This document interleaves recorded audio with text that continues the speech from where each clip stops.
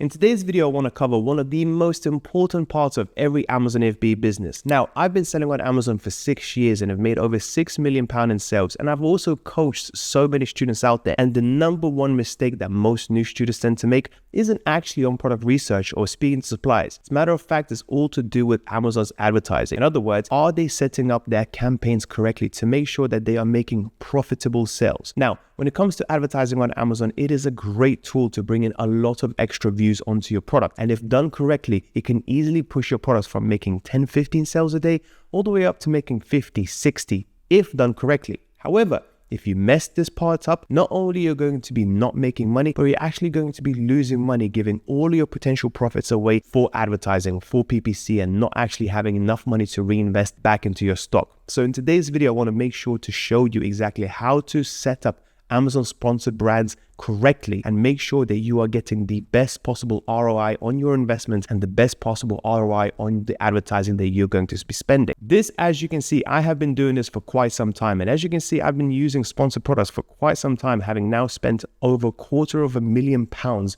advertising on Amazon. And the reason why I do this is because it brings so many views to my product and not only pushes up my product's sponsored listing up, but it also pushes up the organic listing ranking up as well. So my organic listings go up from page 3, page 2, all the way up to page 1, making organic sales too. And as you can see from that, I've now had over 680,000 clicks. That's how many people have viewed my listings, with £853,000 being made. Think about it. I've spent £262,000 to get back £853,000 in sales, and that's just from sponsored products. Okay, so first things first, we create a campaign, and here we get a chance to choose what type of campaign type do we want to use. Do we either go for sponsored products, which is essentially the one that we're going to be showing today? Do we go for sponsored brands? This only applies to a brand registered product. So for example, the ones where you have a registered trademark, you are trying to build your brand visibility and you want your product's page to show up at the very, very top. Or is it going to be a sponsored display as well? Now, from my experience, the one that works the best for me personally in terms of return on investment, in terms of how much money I can gain back, is actually sponsored products, which is the one that I really want to concentrate on today. So we're going to click on continue. And the very first thing we need to do is go through all of the settings to make sure that it's done correctly. So what we're going to do here is we're going to do just test product. Okay.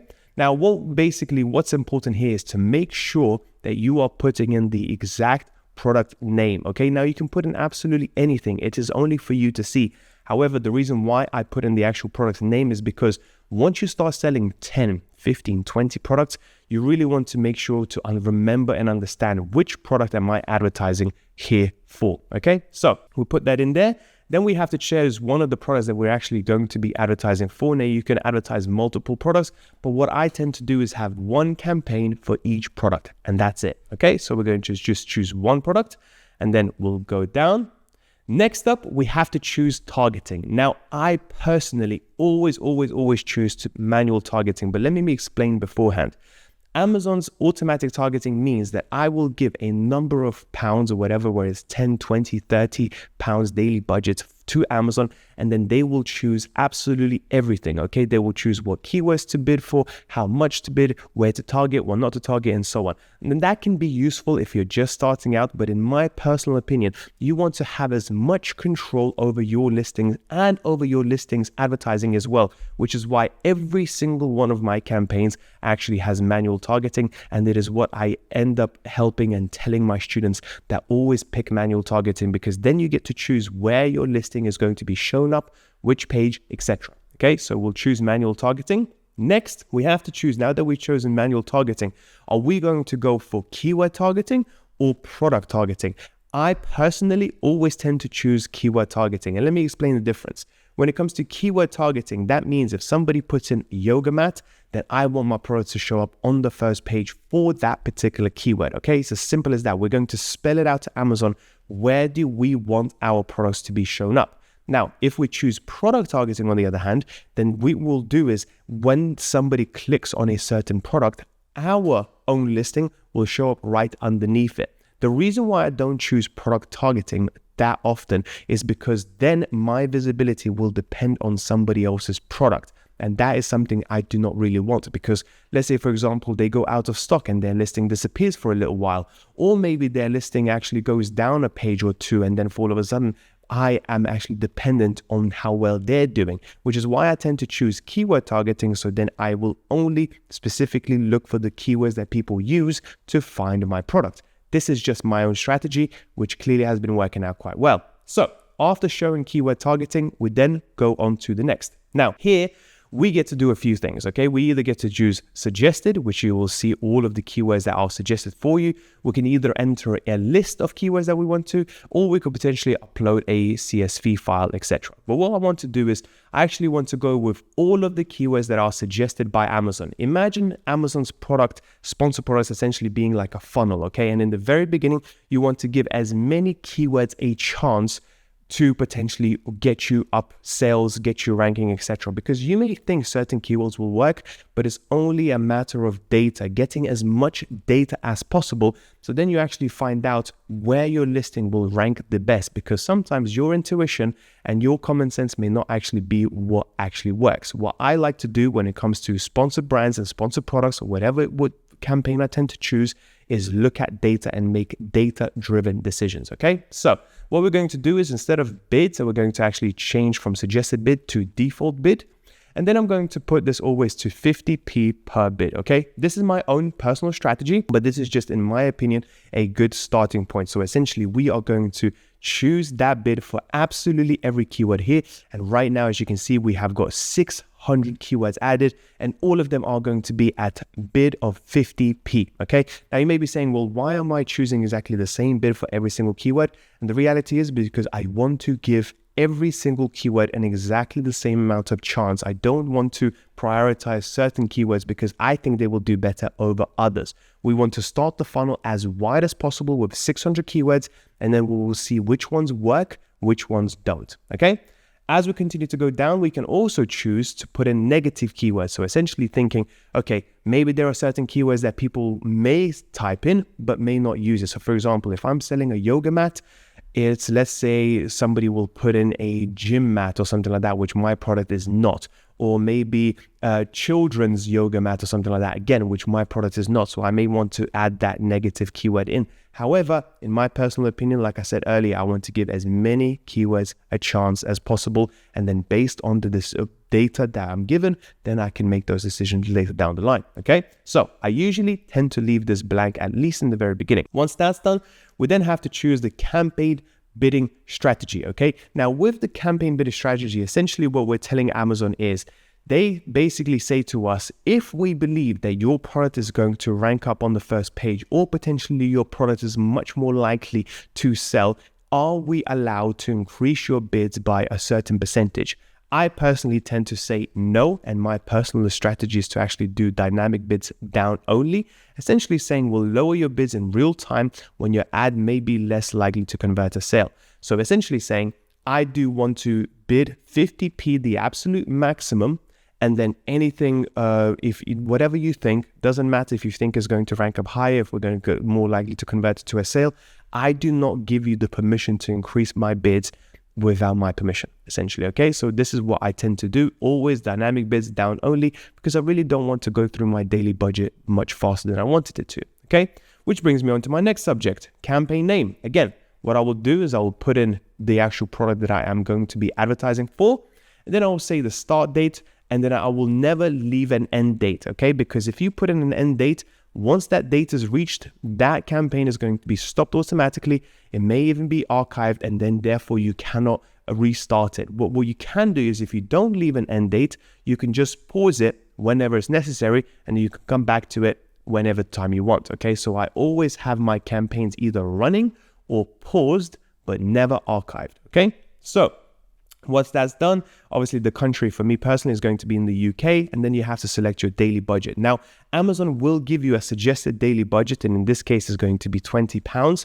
Sometimes I listen to their suggestions, but sometimes I don't. In my personal experience, having now sold for over 6 years and made a few £1 million in terms of sales, I never go on daily budget above £20 or below, okay? That is something that I'm comfortable with, and I know for a fact that the maximum I'm going to be spending on Amazon's advertising with sponsored products is going to be no more than £600 each and every single month. That is something that I'm comfortable with, and this is where I will click on to launch campaign. Now, when it comes to advertising on Amazon, the number one metric that every single one of you need to remember, and really remember this, watch the video if you have to again, is something called ACoS. In other words, the advertising costs of sales. Because when it comes to advertising, guys, the number one thing that you really have to keep in mind isn't actual sales.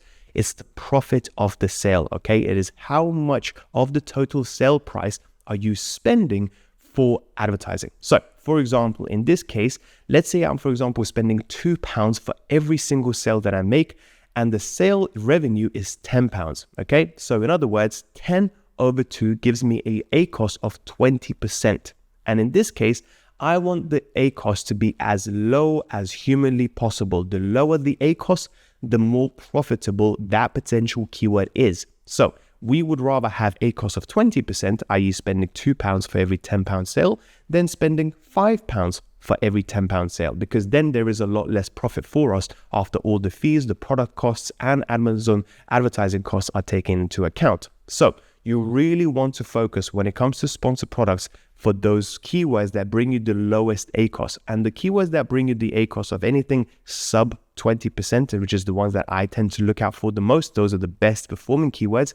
Those are the ones that I will actually increase the bids. Okay, so I will increase the bids to like 70, 80, maybe even 90p. So essentially, as you get more data with sponsored products, what you tend to do is you tend to focus on the keywords that have got the lowest ACoS and give them the most amount of budget in terms of the highest potential keyword bid. And the keywords that give you a high ACoS, let's say 40, 50, 60%, I will either drop down the bidding completely, or I will take those keywords off completely, because with every single sale, I am not only not making a profit, I may actually end up making a loss, because Amazon's advertising is actually taking a large chunk of that potential profit maybe. Now, you have to be very careful when it comes to this, guys, because if you don't pay attention to ACoS, if you just give it to automatic campaign and just see sales coming in, what will soon very happen is the fact that you will going to be making sales. You'll be very happy for a short period of time, but then when it comes to restocking the product, you will realize that you're not getting enough back from Amazon, and you don't actually have enough money to restock the product that you thought was actually doing very well for you. So profitability is very important when it comes to sponsored products.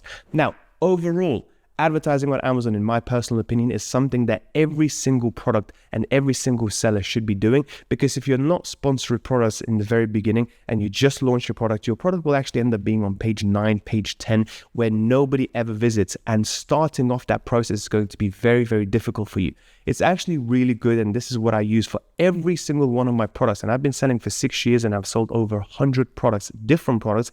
Every single one has sponsored products attached to it, because not only it will help the sponsored ranking and bring more visibility to my products, but also will actually help my organic ranking up as well. So what I tend to see, if it's done correctly, my sponsored products now actually go from selling 3 to 5 units a day. It will actually pump it up to like 10, 15, even 20 units a day. And that goes even further, especially on like big Christmas days, Black Friday sales, Amazon Prime days, where there is a lot of traffic coming into Amazon to buy various of these products. So if done correctly, in conclusion, guys, Amazon sponsored products is actually a great way to sponsor your products and you give more visibility. Matter of fact, it's much better than Google, Facebook, or TikTok, because you actually get all of the data within one place, as opposed to seeing what works in different marketplaces and different advertising strategies. I always choose to use sponsored products for it. However, like I said earlier, you have to make sure it's done correctly, and you always have to make sure that you are keeping an eye out on the data and making necessary adjustments when things are going well, but also when things are not going so well, because if they don't and you leave it for too long, you will end up making literally all of the sales, and all of the profit that you may be making will end up going to Amazon's sponsored products. So with that being said, thank you so much for watching this video, and I'll speak to you soon.